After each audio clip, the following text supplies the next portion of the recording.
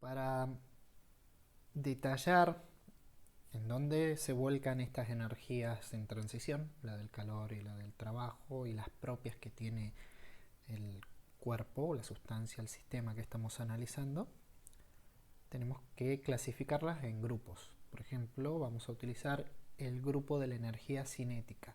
Sabemos que la energía cinética está asociada a cosas que se mueven. ¿Qué se puede mover? Se puede mover la sustancia completa. Si estamos analizando un sistema que está en movimiento, que tiene una velocidad, todo el sistema en sí va a tener una energía cinética por esta velocidad que tiene. Si el sistema estuviese rotando, cuestión que va a ser muy rara, que analicemos, no va a pasar por lo menos en nuestra asignatura, pero vuelvo con la idea del balance energético total. Bueno, si el sistema estuviese rotando, hay una energía cinética asociada a la velocidad con la que este cuerpo rota. Y además tenemos la energía cinética interna, que es directamente una asociación con la velocidad a la que se mueven las moléculas de esta sustancia, de este sistema que estamos analizando. Mientras, por ejemplo, más rápido se muevan los átomos, habrá una mayor temperatura, probablemente haya una mayor presión por los impactos de estos átomos en los recipientes, y eso en general va a ser una mayor energía cinética interna, es decir, a escala microscópica. Como el desarrollo de la termodinámica es anterior a los modelos atómicos más recientes y a tener una claridad mayor sobre la estructura microscópica de la materia, en general se la englobó en fenómenos que se observaban y se medían, como la energía cinética interna, pero no se podían describir del todo correctamente hasta que pasó mucho tiempo. Otra forma en la que podemos analizar la energía acumulada, o sea, las diferencias energéticas que después nos permitirían hacer un trabajo, es la energía potencial. Recordemos esa idea de que podemos tener diferencias. Siempre les recuerdo que las diferencias son los motores de algunos flujos, los flujos energéticos, por ejemplo.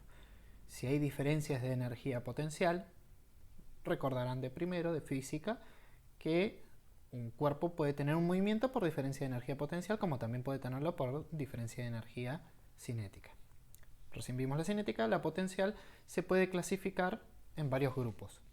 La potencial gravitatoria, que está asociada a la fuerza que ejerce la gravedad sobre los cuerpos, y generalmente directamente depende de una altura, de una cota respecto de un eje de referencia, que puede ser el suelo u otro. Una energía potencial elástica, que está asociada a los resortes, a las compresiones, a las expansiones. Un cuerpo que está comprimido tiene una energía potencial de ser liberada al descomprimirlo. Esto es recordar un poco algunas cosas. Potencial magnetoestática, esta está asociada a los campos magnéticos.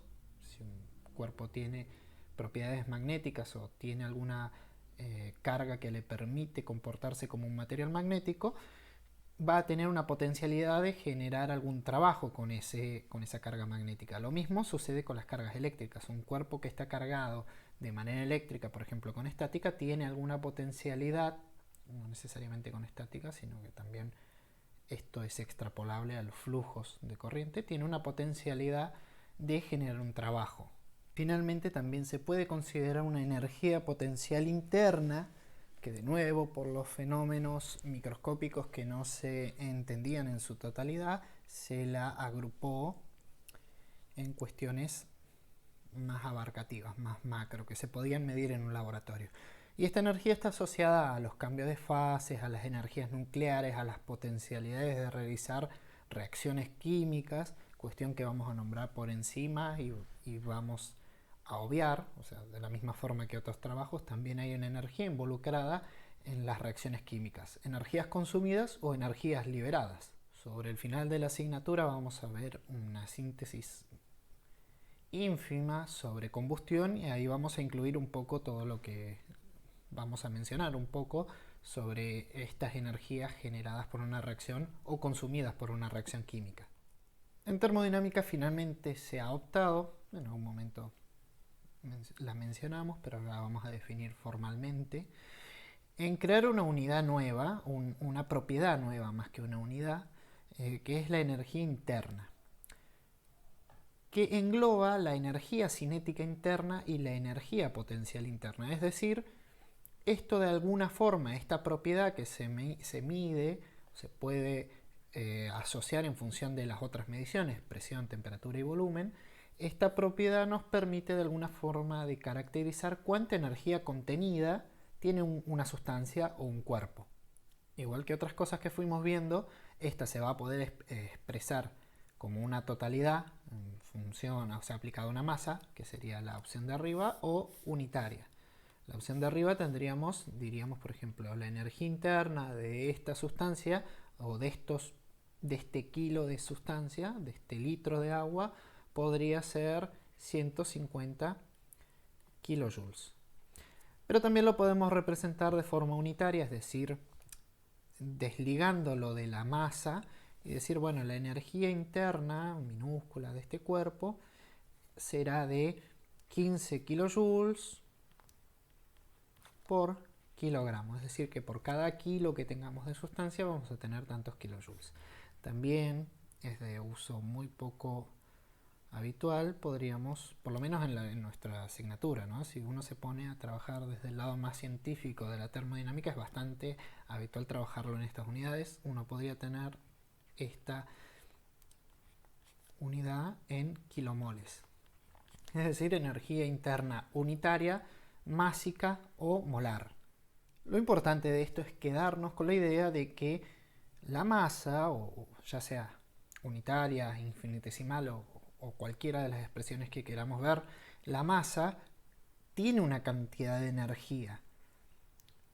Cuando nosotros analicemos un cuerpo, ese cuerpo siempre va a tener una cantidad de energía interna. Después vamos a ver cómo se define y algunas otras cuestiones, pero es la idea, tiene una energía.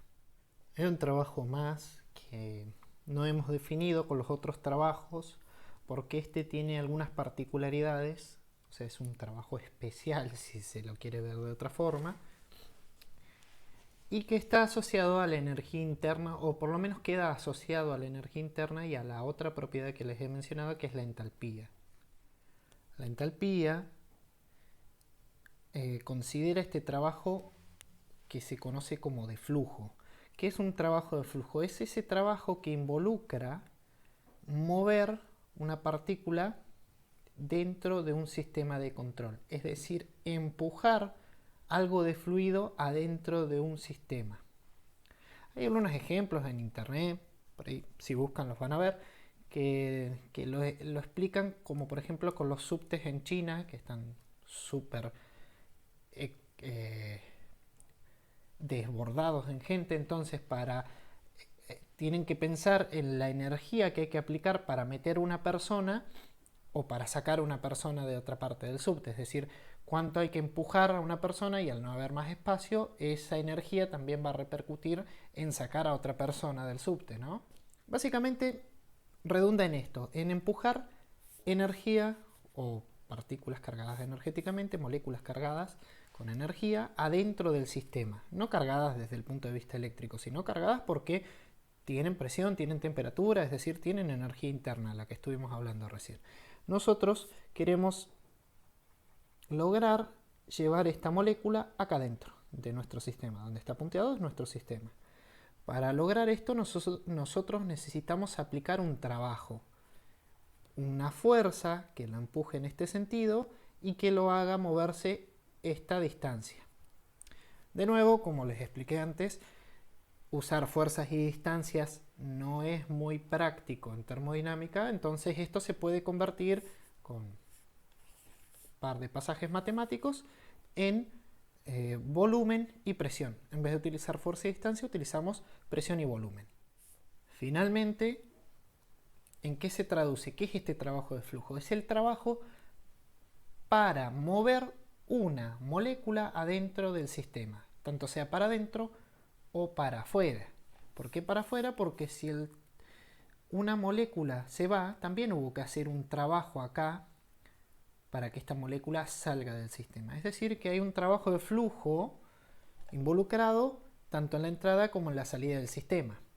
Si tenemos un sistema que solo tiene entradas, tendrá trabajo de flujo solo en la entrada. Si tenemos un sistema que solo tiene salidas, solo tendrá trabajo de flujo en la salida. Es decir, que el trabajo de flujo lo podemos asociar con que haya un movimiento. Si hay un movimiento de entrada y salida de corrientes o de llenados y vaciados, va a existir un trabajo de flujo. La definición de este trabajo de flujo, como les indiqué recién, es presión por volumen, P por V. Presión por volumen específico, la presión que hay que ejercer y el volumen específico de la molécula para que ingrese en el sistema o egrese. Ahora, como les dije, este trabajo no se suele incorporar en los trabajos que antes mencionamos, sino que se lo agrupa con la energía interna. Habíamos dicho que la energía interna la íbamos a llamar U. Y este P por V, que es lo que acabamos de ver, ¿qué es? Es el trabajo de flujo. Mucho cuidado, fíjense que la expresión es muy similar, pero esto no es trabajo de expansión con presión. No es el mismo el concepto. En el otro estamos expandiendo o comprimiendo todo el fluido, y el trabajo de flujo, si bien también es P por V, o hay una asociación de P por V, es el relacionado con el movimiento de estas moléculas para entrar o salir del sistema. Al agrupar las dos y sumarlas, se originó o se le dio este nombre de entalpía a esta energía, porque finalmente esto es energía y esto también es energía porque es un trabajo. Y esto era energía interna, ¿no es cierto? Es decir, que todo esto tiene unidades de energía. Va a tener kilojoules acá, por ejemplo, y kilojoules por kilogramo o kilojoule por kilomol, según qué tipo de expresión estemos utilizando. Si incluye la masa o no, o si la hacemos unitaria en masa, unitaria en moles. Esta propiedad nueva, tanto la entalpía como la energía interna, son las bases que describen casi la totalidad del comportamiento termodinámico. Y cuando trabajemos con ciclos vamos a trabajar lisa y llanamente con entalpías prácticamente y nada más. Y algunas cuestiones de energía cinética y potencial tal vez. Y cuando trabajemos con equipos por ahí que son más fijos o no tienen ingresos o tienen un ingreso y no tienen salida, y ese tipo de cuestiones, vamos a trabajar con energías internas. Pero de ahora en más, presten atención sobre todo en lo conceptual. Tengan claro que la energía interna es la energía contenida dentro del cuerpo y que la entalpía es esa energía contenida dentro del cuerpo y su movimiento para entrar y salir del sistema. Es abarcativa, incluye las dos cosas. Podríamos decir, para tener una idea física, que la entalpía termina siendo la energía con la que entra algo a un sistema o con la que sale. O sea, masa que viene con energía o masa que sale con su propia energía. Y ahora sí, señoras y señores, el principio de conservación de la energía, que se parece muchísimo al principio de conservación de la masa, porque en el fondo también es una conservación. ¿Qué dice? Energía que entra menos energía que sale, siempre hablando de un sistema, va a ser igual a la energía que se acumula o se desacumula en el sistema. Y esto lo vimos un montón con masa y demás. Pero bueno, ahora tiene un concepto energético.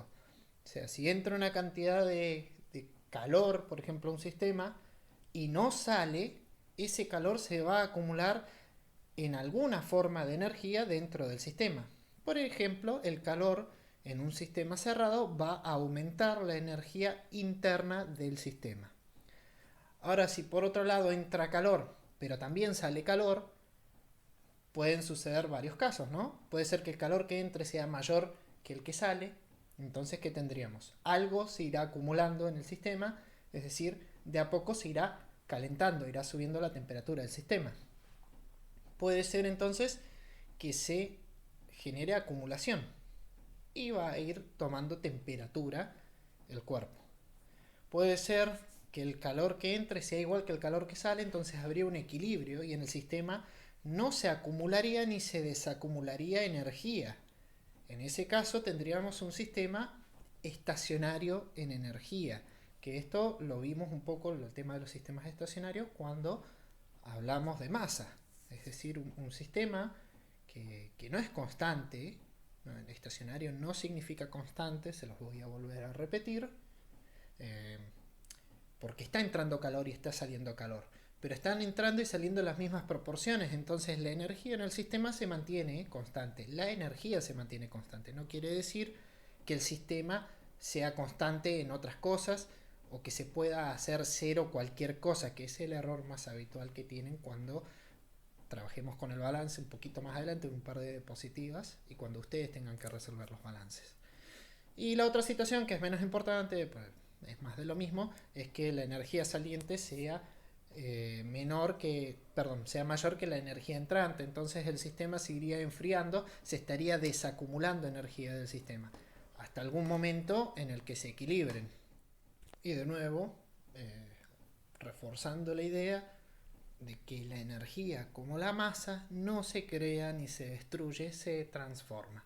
Si algo entra al sistema, o tiene que salir o se tiene que transformar en algún otro tipo de energía y quedarse dentro del sistema. O tiene que entrar y salir una parte y otra acumularse. O sea, hay distintas combinaciones de esto, pero sí o sí tiene que ser una suma cero si se quiere al final. Es decir, que todo esté equilibrado. Si entran 100, esos 100 tienen que distribuirse entre la salida y lo que se acumula. Si no hay salida, los 100 se acumulan. Si no hay entrada, los 100 salen. Si nada se acumula, los 100 que entran son los 100 que salen. Esto nos deja abierta la puerta a los sistemas estacionarios, que van a ser muy importantes para analizar un montón de equipos que vamos a utilizar para producir energía, para producir bombeos, compresiones y demás. Son aquellos equipos que en su interior no van a acumular energía. ¿Van a tener energía? Sí, porque van a tener una masa, van a tener presión, van a tener temperatura. Incluso puede que a lo largo del equipo esas presiones y temperaturas sean distintas, sea distinta la presión y la temperatura a la entrada que a la salida. Es decir, la presión no va a ser constante de la entrada a la salida del equipo. La temperatura no va a ser constante a la entrada y a la salida del equipo. Pero el equipo nunca va a acumular o desacumular energía. Entonces va a ser estacionario.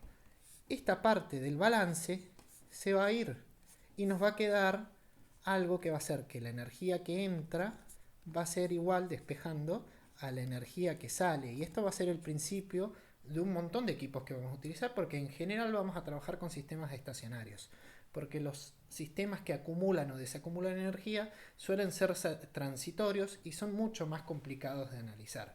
Los vamos a ver energéticamente, cómo se comportan, pero no vamos a hacer grandes desarrollos sobre esto. Pero la idea no es seguir dando vueltas sobre lo conceptual, sino que ahora que conocemos todas las partes, hablamos del trabajo, hablamos de un montón de formas de trabajo que habían, hablamos del calor, hablamos de la energía interna, hablamos de la entalpía y hablamos de la forma del balance. Dijimos que el balance tiene una entrada, tiene una salida y tiene una parte de acumulación. Con todo esto, ahora sí les puedo presentar finalmente el balance energético general para todas estas formas de energía que vimos. Lo único que no vimos hasta acá es reacción química, que es lo único que le falta a este balance.